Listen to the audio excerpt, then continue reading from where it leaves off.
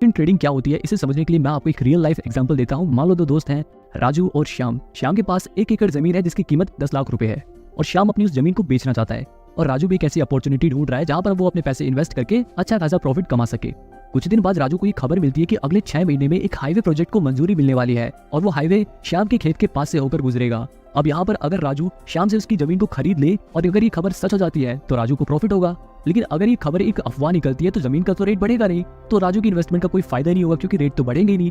अब यहाँ पर राजू बेचारा अजीब दुविधा में फंस जाता है, लेकिन श्याम का पक्का है, उसने डिसीजन बना रखा है कि अगर कोई उसकी प्रॉपर्टी खरीदेगा तो वो अपनी जमीन को बेच देगा। अब वहीं अगर राजू की बात करें तो राजू को अपना पैसा इन्वेस्ट करने की एक अच्छी अपॉर्चुनिटी भी दिख रही है, लेकिन ये भी हो सकता है कि उसे कोई प्रॉफिट ना हो। अब देखो यहाँ पर जमीन का रेट बढ़ेगा या नहीं बढ़ेगा ये तो 6 महीने बाद पता चलेगा। तो यहाँ पर राजू क्या करता है, एक सेफ रास्ता चूज करता है जिसमें दोनों का ही फायदा है और वो श्याम के सामने एक प्रपोजल रखता है और श्याम से कहता है कि भाई हम ऐसा करते हैं, हम अपने बीच में एक एग्रीमेंट साइन कर लेते हैं जिससे हम दोनों को फायदा होगा। तो श्याम कहता है कि भाई ऐसा कौन सा एग्रीमेंट है। राजू कहता है कि एग्रीमेंट के अकॉर्डिंग तू अपनी ये 10 लाख रुपए की जमीन मुझे 6 महीने बाद सेम रेट पर ही बेचेगा। तो श्याम कहता है कि भाई इससे मेरे को क्या फायदा होगा, तू तो कह रहा था हम दोनों का ही फायदा होगा। यहाँ पर राजू श्याम से कहता है कि मैं तेरे को 1 लाख रुपए एडवांस दे देता हूँ, 6 महीने बाद चाहे मैं ये जमीन खरीदूं या ना खरीदूं मैं तुझसे ये 1 लाख रुपए वापस नहीं लूंगा।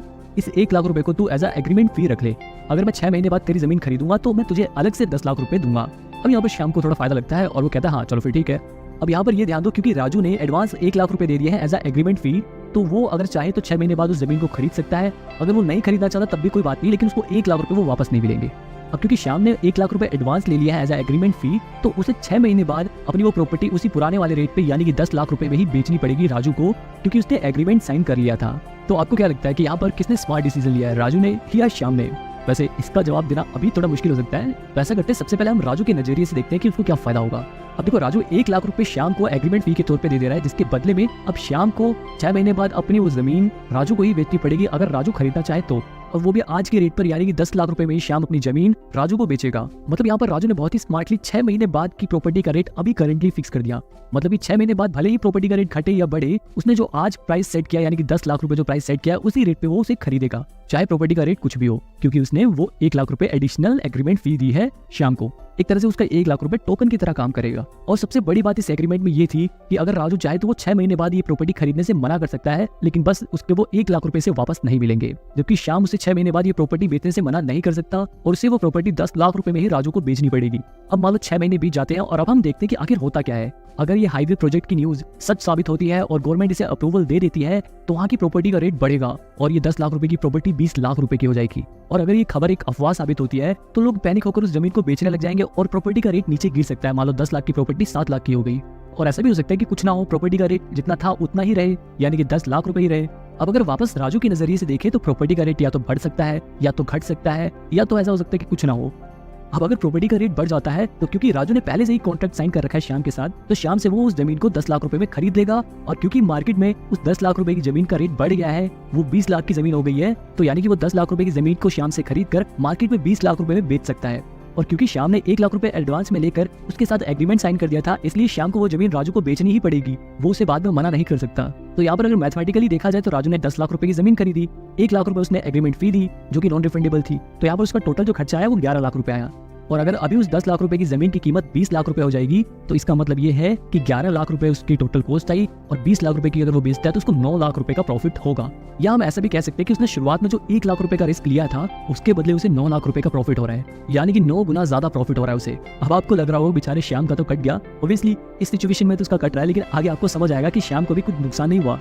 अब दूसरा केस मान के चलते हैं कि ये एक अफवाह थी और प्रॉपर्टी का रेट बढ़ने की जगह घट गया, यानी कि 10 लाख रुपए की जो प्रॉपर्टी थी वो 7 लाख रुपए की हो गई। अब क्योंकि एग्रीमेंट के अकॉर्डिंग 6 महीने बाद का प्रॉपर्टी का रेट पहले ही फिक्स हो गया था 10 लाख रुपए, तो फिर अगर राजू श्याम से वो प्रॉपर्टी खरीदना चाहता है तो उसे 10 लाख रुपए में वो प्रॉपर्टी खरीदनी पड़ेगी। ऊपर से उसके वो 1 लाख रुपए एडिशनल जो उसने एग्रीमेंट फी दी थी, यानी कि टोटल उसे वो जमीन खरीदने के लिए 11 लाख रुपए खर्च करने पड़ेंगे, जबकि अभी अफवाह फैलने की वजह से वो मार्केट में उस जमीन की कीमत 7 लाख रुपए हो गई है। मतलब कि वो 11 लाख रुपए लगाकर 7 लाख की कीमत वाली जमीन खरीद रहे हैं। यहाँ पर साफ साफ पता चल रहा है कि ऐसा करना तो बेवकूफी होगी, सस्ती जमीन को महंगे में खरीदना। तो यहाँ पर क्योंकि उसने एग्रीमेंट साइन किया था तो राजू के पास ये हक है कि वो बाद में वो प्रॉपर्टी खरीदने से मना कर सकता है। यहाँ पर राजू श्याम से कहता है कि भाई मेरे को तेरी प्रॉपर्टी नहीं खरीदनी। हालांकि 1 लाख रुपए जो राजू ने एग्रीमेंट फी दी थी वो उसके लिए नुकसान हो जाएगा और वो 1 लाख रुपए श्याम के हो जाएंगे। अब देखो आपको धीरे धीरे आगे सब कुछ क्लियर होता जाएगा। अब जैसे हम तीसरा केस मान के चलते हैं कि कुछ भी नहीं होता, मान लो प्रॉपर्टी का रेट जितना था उतना ही रहता है, 10 लाख रुपए पे ही टिका रहता है। अब इस केस में राजू क्या करेगा? ऑब्वियसली वो इस जमीन को नहीं खरीदेगा। क्यों नहीं खरीदेगा वो हम मैथमेटिकली देख लेते हैं। उस जमीन की कीमत देखो 10 लाख रुपए थी, एग्रीमेंट फी 1 लाख रुपए की थी, यानी कि जो टोटल कॉस्ट है वो 11 लाख रुपए की हो गई। अभी मार्केट में वो जमीन की कीमत कितनी है, 10 लाख रुपए। अब यहाँ पर देखो 11 लाख रुपए लगाकर 10 लाख रुपए की कीमत वाली प्रॉपर्टी खरीदने का कोई फायदा नहीं है। फालतू में अपने पैसे फंसाने की जगह इससे अच्छा यही है कि वो उस जमीन को खरीदे ही ना। अब यहाँ पर होगा क्या कि राजू के जो 1 लाख रुपए एग्रीमेंट फी थी वो उसको बस वही नुकसान होगा और वो 1 लाख रुपए श्याम की जेब में चले जाएंगे। अब मेरे को उम्मीद है कि आपको मैथमेटिकली जो तीनों केसेस थे वो समझ आ गए होंगे। अच्छा, अब आपके दिमाग में सवाल आ रहा होगा कि श्याम इतना बड़ा रिस्क क्यों ले रहा है, मतलब अगर मान लो प्रॉपर्टी का रेट बढ़ जाता है तो उससे तो बहुत नुकसान हो जाएगा।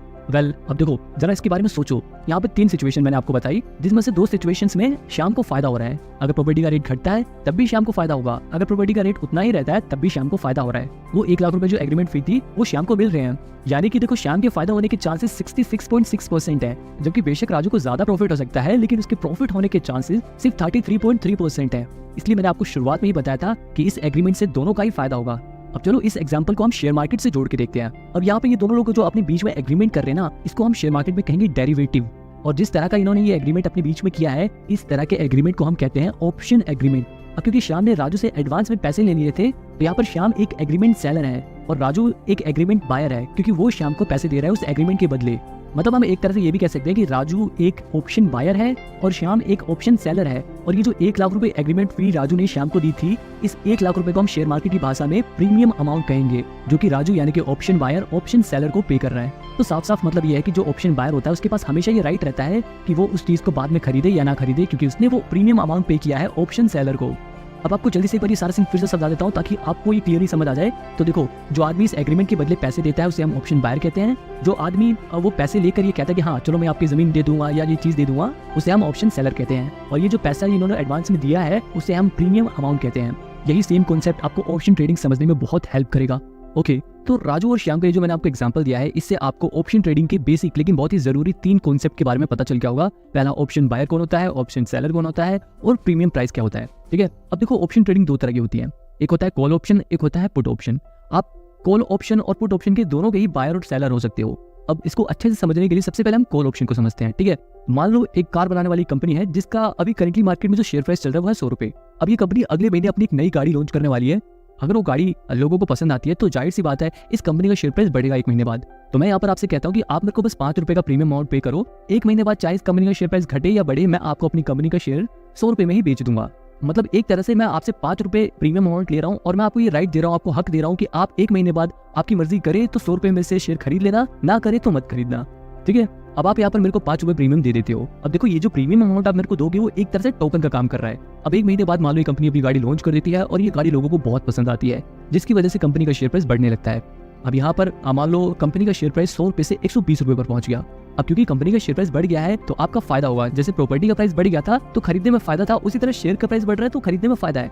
अब इस सिचुएशन में आप कहोगे कि भाई तुमने मेरे से 5 रुपए प्रीमियम लिए थे और मुझे ये शेयर 100 रुपए में बेचने का वादा किया था, तो मैं तुम्हें ये 100 रुपए में शेयर दे दूंगा। 100 रुपए का ये शेयर प्लस 5 रुपए जो आपने मेरे को प्रीमियम अमाउंट पे किया था, आपकी टोटल कॉस्ट होगी 105 रुपए। और अभी मार्केट में वो शेयर 120 रुपए का है, तो आपकी टोटल कॉस्ट है 105 रुपए और आप उसे बेचोगे मार्केट में 120 रुपए में, तो आपको फायदा होगा 15 रुपए का। तो इस केस में तो आपको फायदा हो गया। तो यहाँ पर ऑप्शन बायर आप थे जिन्होंने मेरे को प्रीमियम अमाउंट पे किया और ऑप्शन सेलर मैं था। ऑप्शन बायर को प्रॉफिट हुआ 15 रुपए का और ऑप्शन सेलर को लॉस हुआ 15 रुपए का। अब देखो इसी तरह मान लो अगर कंपनी का शेयर प्राइस बढ़ने की जगह गिर जाता, मान लो ये जो कार बनाने वाली कंपनी है इसका मॉडल लोगों को पसंद नहीं, उसमें कोई कमी निकल गई जिसकी वजह से इसका शेयर प्राइस गिरने लग रहा है। ठीक है, 100 रुपए से मान लो उस कंपनी का शेयर प्राइस 90 रुपए पे आ गया। तो अब इस सिचुएशन में आप क्या करोगे? आप मेरे से ये शेयर खरीदोगे? ऑब्वियसली नहीं खरीदोगे, क्योंकि देखो ये शेयर तो मैं आपको 100 रुपए में ही दूंगा। मैंने आपसे पहले कहा था कि मैं इस कंपनी का शेयर आपको 100 रुपए में बेचूंगा, चाहे कुछ भी हो, घटे या बढ़े। तो 100 रुपए वो प्लस 5 रुपए जो आपने मेरे को प्रीमियम अमाउंट पे किया, आपकी टोटल कॉस्ट आ गई 105 रुपए। जबकि अभी मार्केट में उसकी वैल्यू है 90 रुपए। तो 90 रुपए की वैल्यू के शेयर खरीदने के लिए 105 रुपए खर्च करना समझदारी नहीं है। अब खामखा 15 रुपए का लॉस कराने से अच्छा सिर्फ 5 रुपए का जो टोकन अमाउंट यानी कि जो आपने प्रीमियम अमाउंट पे किया था, आपको सिर्फ उसी का लॉस होगा। और अगर कंपनी का शेयर प्राइस ना ही घटता है ना ही बढ़ता है, जितना था उतने पे ही टिका रहता है, यानी कि 100 रुपए था 100 रुपए पे टिका रहता है, तो इस सिचुएशन में भी आप मेरे से शेयर नहीं खरीदोगे, क्योंकि 105 रुपए का शेयर आपको पड़ जाएगा जिसकी वैल्यू मार्केट में 100 रुपए ही रहेगी। तो टोटल आपको 5 रुपए का तब भी लॉस होगा। तो इन दोनों केस में देखो जो ऑप्शन बायर है उसको 5 रुपए का लॉस होगा और ऑप्शन सेलर को ये 5 रुपए का प्रॉफिट होगा। तो अब आपको ये पता चल गया होगा कि ऑप्शन बायर और सेलर को प्रॉफिट कैसे होता है।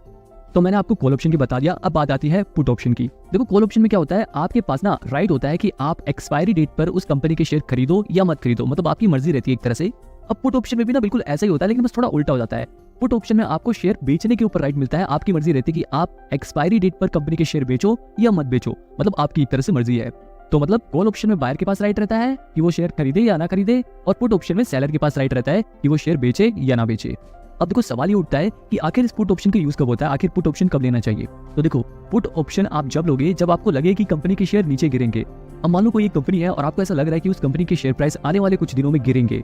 अब देखो चाहे वो कोई भी रीजन हो, लेकिन आप श्योर हो कि उसके शेयर प्राइस गिरेंगे, तो यहाँ पर आप ऑप्शन ट्रेडिंग में उस कंपनी के पुट ऑप्शंस बाय कर लोगे। अब देखो पुट ऑप्शन बाय करने का मतलब ये हो गया, मान लो कोई एक कंपनी है जिसका अभी करेंटली शेयर प्राइस चल रहा है 100 रुपए, आपने उसका पुट ऑप्शन बाय कर लिया 100 रुपए पे, आपको यहाँ पर एक प्रीमियम अमाउंट पे करना पड़ेगा। मान लो सपोज करो प्रीमियम अमाउंट 5 रुपए है, ठीक है, तो यहाँ पर आपने 5 रुपए प्रीमियम अमाउंट पे कर दिया और आपने 100 रुपए का उसका पुट ऑप्शन खरीद लिया। अब मान लो जैसा आपने रिसर्च किया था बिल्कुल वैसा ही होता है और एक महीने बाद उस कंपनी के शेयर प्राइस गिर जाते हैं। सपोज करो उसके शेयर 100 रुपए से 80 रुपए तक पहुंच जाते हैं। अब इस सिचुएशन में आपने देखो पहले से ही पुट ऑप्शन बाय कर रखा था, यानी आपने पहले से ही उस कंपनी के शेयर बेचने का ऑप्शन बाय कर रखा था, ठीक है। तो यहाँ पर आप अपनी इस कंपनी के शेयर 100 रुपए में बेच दोगे। मतलब अभी जिस कंपनी के शेयर की वैल्यू 80 रुपए है, आप उसे 100 रुपए में बेचोगे तो आपको प्रॉफिट हुआ 20 रुपए का। उसमें से आप माइनस कर दो 5 रुपए जो आपने प्रीमियम अमाउंट पे किया था, तो आपको टोटल प्रॉफिट 15 रुपए का होगा एक शेयर पर। और अगर मान लो आपकी प्रेडिक्शन गलत हो जाती है, शेयर प्राइस घटने की जगह बढ़ जाते हैं, 100 रुपए से 110 रुपए हो जाते हैं, तो इस सिचुएशन में आपने 100 रुपए का पुट ऑप्शन बाय किया था, तो आप वो शेयर जिसकी अभी मार्केट में 110 रुपए की वैल्यू है उसे 100 रुपए में ही बेचोगे। यानी कि आपको 10 रुपए का वो लॉस हुआ और 5 रुपए की जो प्रीमियम अमाउंट की कॉस्ट थी वो भी इसमें जुड़ जाएगी। तो 10 रुपए प्लस 5 रुपए यानी कि आपको 15 रुपए का इस केस में लॉस हो जाएगा। और अगर शेयर प्राइस कुछ नहीं होता, घटता भी नहीं है, बढ़ता भी नहीं है, इस भी सिचुएशन में आपको 5 रुपए का जो आपने प्रीमियम अमाउंट पे किया था उसका लॉस होगा। तो अब आपको कॉल ऑप्शन और पुट ऑप्शन दोनों ही समझ आ गया। लेकिन अब सवाल ये उठता है कि भैया ये कैसे पता चलेगा कि कॉल ऑप्शन कब लेना है और पुट ऑप्शन कब लेना है। तो देखो जब आपको लगे कि कंपनी का शेयर प्राइस बढ़ने वाला है तब आपको कॉल ऑप्शन लेना है, और जब आपको लगे कि कंपनी का शेयर गिरने वाला है, उसका प्राइस कम होने वाला है, तब आपको पुट ऑप्शन लेना है। आई होप आपको इसका फंडा क्लियर हो गया होगा। तो ये सब ऑप्शन ट्रेडिंग के बहुत ही जरूरी बेसिक्स थे। आई होप आपको इस वीडियो में आपको ये समझ आ गया होगा कि ऑप्शन बायर कौन होता है, ऑप्शन सेलर कौन होता है, प्रीमियम अमाउंट क्या होता है, स्ट्राइक प्राइस क्या होता है, कॉल ऑप्शन क्या होता है, पुट ऑप्शन क्या होता है। ये सभी बेसिक चीजें आपको पता चल गई होंगी। तो इन सभी चीजों का जिनका आपने कॉन्सेप्ट सीखा है, अब मैं आपको इनको असलियत में दिखाता हूँ। असलियत में देखते हैं हम ऑप्शन ट्रेडिंग में कैसे दिखते हैं, ठीक है। तो मैं सबसे पहले अपने लैपटॉप पे ढंग से लॉगिन कर लूंगा। ये फटेक से लॉगिन हो जाता है और अब मैं यहाँ पे कोई भी एक शेयर सर्च करूंगा। सपोज करो मैं यहाँ पे सर्च करता हूँ टाटा मोटर्स, तो मैं इस पर क्लिक करूंगा। टाटा मोटर्स पे क्लिक करने के बाद मेरे को यहाँ पर ये वाला ऑप्शन दिख रहा है ना, यहाँ पे लिखा है ऑप्शन चेन। देखो मैं इस पर क्लिक कर रहा हूँ तो ऑप्शन चेन लिखा रहा है ना, मैं इस पर क्लिक करूंगा। इस पे क्लिक करते ही पूरा ऑप्शन चेन खुल जाएगा। यहाँ पे मेरे पास सारी डिटेल्स आ गई टाटा मोटर्स की। सबसे ऊपर ये देखो इसका प्राइस दिखा रहा है, अभी करंट इसका मार्केट प्राइस कितना है वो दिखा रहा है। नीचे यहाँ पे डेट दिखा रहा है, जैसे हमने पहले बात करी थी ना कि प्रॉपर्टी 6 महीने बाद बेचनी है या फिर हम 1 महीने बाद शेयर्स को बेच रहे थे, तो हमने एक टाइम सेट किया था। ऐसे ये जो ऑप्शंस हैं उनकी एक्सपायरी डेट दी हुई है, जैसे यहाँ पर दिखा रहा है 30 नवंबर 2023, तो ये इसकी एक्सपायरी डेट है जिसे एक्सपायर होने में लगभग 29 दिन बाकी हैं। देखो यहाँ पे लिखा हुआ है 29 डेज। ऐसे ही हम दूसरी डेट भी चूज कर सकते हैं, जैसे यहाँ पर दिखा रहा है 28 दिसंबर 2023। अगर आप इस पे क्लिक करोगे तो यहाँ पर इसकी भी एक्सपायरी डेट दिखा देगा कि इसकी एक्सपायरी डेट में भी कितने दिन बाकी हैं। इसके अलावा आप ऐसे 25 जनवरी का भी एक्सपायरी डेट चूज कर सकते हो जिसमें अभी लगभग 85 डेज बाकी हैं। तो हम इस तारीख के ऑप्शंस को खरीद सकते हैं, ठीक है। एक्सपायरी डेज के बगल में देखो लिखा हुआ है मार्केट लॉट। अब देखो प्रॉपर्टी तो हमने 1 एकड़ खरीदी थी और मैंने आपको जो शेयर वाला एग्जांपल दिया था उसमें भी हम एक ही शेयर की बात कर रहे थे। अब देखो 5-10 रुपए के प्रॉफिट के लिए तो कोई ऑप्शन ट्रेडिंग करता नहीं है, तो इसीलिए ऑप्शन ट्रेडिंग में ना लॉट्स होते हैं। लॉट्स में क्या होता है, कई सारे शेयर्स होते हैं। अब ये लॉट्स जो होते हैं ना अलग अलग शेयर्स के लिए अलग अलग होते हैं, जरूरी नहीं है फिक्स नंबर हमेशा इतने रहे। सभी लॉट्स में डिफरेंट नंबर होते हैं। अभी फिलहाल देखो इस नंबर को देखकर हमें ये पता चल रहा है कि टाटा मोटर्स के एक लॉट में 1425 शेयर्स हैं। इतनी बात आपको पता चल गई। अब इसके अलावा इसके नीचे देखो कॉल ऑप्शन और पुट ऑप्शन लिखा हुआ है। कॉल ऑप्शन जब हम लेते हैं जब हमें लगता है कि शेयर का प्राइस बढ़ेगा, और पुट ऑप्शन जब हम लेते हैं जब हमें लगता है कि शेयर का प्राइस नीचे गिरेगा। इसके बीच में देखो लिखा है स्ट्राइक, यहाँ पे लिखा है ना स्ट्राइक प्राइस। मैंने आपको पहले बताया था स्ट्राइक प्राइस वो होता है जिसपे हम कॉन्ट्रैक्ट साइन करते हैं। जैसे हमने प्रॉपर्टी वाला एग्जांपल लिया था तो उसमें 10 लाख रुपए हमारा स्ट्राइक प्राइस था। उसी तरह से अगर हम यहाँ पर ये टाटा मोटर का शेयर लेंगे तो स्ट्राइक प्राइस ये अलग अलग स्ट्राइक प्राइस दिए हुए हैं, ठीक है। अभी करंटली इसका प्राइस देखो इतना चल रहा है और इसके स्ट्राइक प्राइस अलग लिख दिए हुए हैं, मतलब इस स्ट्राइक प्राइस पे भी कॉन्ट्रैक्ट अवेलेबल है, इस पे भी अवेलेबल है। ऐसे जितने भी ये प्राइस दिए हुए हैं उन सब पर हम ऑप्शन ले सकते हैं। अब देखो इसके अलावा इसके बगल में ना ये देखो ये जो नंबर्स लिखे हुए हैं, 9 रुपये 95 पैसे हो गया, 35 रुपये 55 पैसे, 32 रुपये 5 पैसे या फिर 23 रुपये 10 पैसे, यही नंबर्स प्रीमियम अमाउंट होते हैं। अगर आपको कॉल ऑप्शन लेना है तो उसके प्रीमियम अमाउंट इस तरफ लिखे हुए हैं, अगर आपको पुट ऑप्शन लेना है तो उसके प्रीमियम अमाउंट इस तरफ लिखे हैं। अभी कंफ्यूज होने की बिल्कुल जरूरत नहीं है। अब देखो अभी इसका करेंटली प्राइस चल रहा है 633.90, यानी कि 633 रुपये अभी इसका करंट प्राइस है। अब मान लो अगर मेरे को ऐसा लगता है कि आने वाले कुछ दिनों में टाटा मोटर्स की कंपनी के शेयर प्राइस बढ़ेंगे तो मैं यहाँ पर कॉल ऑप्शन लूंगा। तो यहाँ पर मेरे को देखो कॉल ऑप्शन लेने के लिए ना बहुत सारे स्ट्राइक प्राइस दिए हुए हैं, मैं इन किसी भी स्ट्राइक प्राइस पे कॉल ऑप्शन ले सकता हूँ। जैसे मान लो अगर मेरे को लगता है कि इस कंपनी का शेयर प्राइस 635 रुपये से ऊपर जाएगा और मैं 635 रुपये पे इसका ऑप्शन लेना चाहता हूँ, तो 635 रुपये पे अगर मेरे को इसका कॉल ऑप्शन लेना है तो मेरे को 20 रुपये 40 पैसे प्रीमियम अमाउंट पे करना पड़ेगा। जैसे जैसे इस कंपनी का शेयर प्राइस 635 रुपये से ऊपर बढ़ेगा वैसे वैसे मेरे को प्रॉफिट होने लग जाएगा। लेकिन अभी मेरे को उसका कॉल ऑप्शन लेने के लिए पूरे 635 रुपए पे नहीं करने पड़ेंगे, मेरे को सिर्फ 20 रुपए 40 पैसे का एक छोटा सा प्रीमियम अमाउंट पे करना पड़ेगा, जिससे मेरे को ये राइट मिल जाएगा कि मैं 1 महीने बाद, यानी कि जब एक्सपायरी डेट आएगी इसकी 30 नवंबर, उस दिन को इस कंपनी के शेयर चाहे खरीदूं चाहे ना खरीदूं, ये इस चीज का राइट मिल जाएगा मेरे को 20 रुपए 40 पैसे देकर। बाय करने के लिए मैं सिंपली क्या करूंगा, इस पे क्लिक करूंगा, इसके प्रीमियम वाले अमाउंट पे जाऊंगा और ये बाय और सेल दोनों के ऑप्शन आएंगे। जैसे कि मैंने आपको बताया था कि आप एक ऑप्शन के बायर और सेलर दोनों ही हो सकते हो। तो आप अगर बाय करना चाहते हो तो इस बाय वाले ऑप्शन पे क्लिक करोगे, सेल करना चाहते हो तो सेल वाले ऑप्शन पे क्लिक करोगे। इसी तरह से अगर आप पुट ऑप्शन लेना चाहते हो तो उसका प्रीमियम अमाउंट इधर लिखा हुआ है। अब देखो, इसके बारे में बताने वाली बहुत चीजें हैं, लेकिन अभी अगर मैं आपको और भी चीजें बताऊंगा तो शायद आप कंफ्यूज होने लग जाओगे, आपके दिमाग में और भी डाउट आने लग जाएंगे। इसलिए अभी आप सिर्फ इतना ध्यान रखो कि ये स्ट्राइक प्राइस होता है, ये जो LTP करके लिखा हुआ है वो प्रीमियम वाला अमाउंट होता है, कॉल वाले ऑप्शन इधर होते हैं, पुट वाले ऑप्शन इधर होते हैं, एक्सपायरी डेट इधर दी हुई होती है, करंट प्राइस ये लिखा हुआ। तो बेसिक चीजें आपको पता चल गई। अगर इस वीडियो पे अच्छा रिस्पॉन्स आएगा तो मैं इस वीडियो का सेकंड पार्ट भी जरूर बनाऊंगा। अगली वीडियो में मैं आपको कॉल और पुट ऑप्शंस के बेसिक क्लियर कर दूंगा, आपको ये भी बता दूंगा कि आखिर ये जो प्रीमियम अमाउंट कम और ज्यादा क्यों है, ये घटती बढ़ती कैसे है। अभी के लिए बाय बाय, टाटा, मिलते हैं अगली वीडियो में।